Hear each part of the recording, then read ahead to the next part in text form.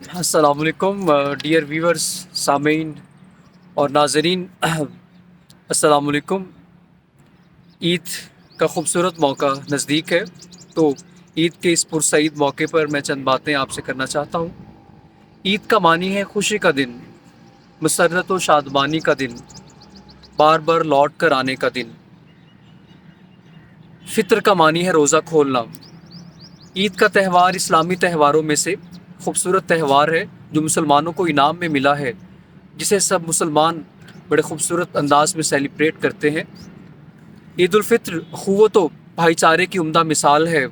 یہ دن اپنوں کو قریب لانے کا دن ہے، روٹھے ہوئوں کو منانے کا دن ہے، خوشیاں بانٹنے کا دن ہے، غریبوں کو کھانا کھلانے کا دن ہے،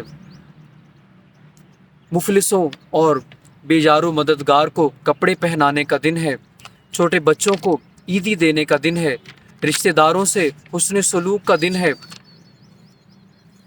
محبتیں بانٹنے اور سمیٹنے کا دن ہے، ایک دوسرے کے گھر آنے جانے کا دن ہے، نفرتیں مٹانے کا دن ہے، ہنسنے ہنسانے کا دن ہے، زندگی کا ہر مزہ دوبالا کرنے کا دن ہے۔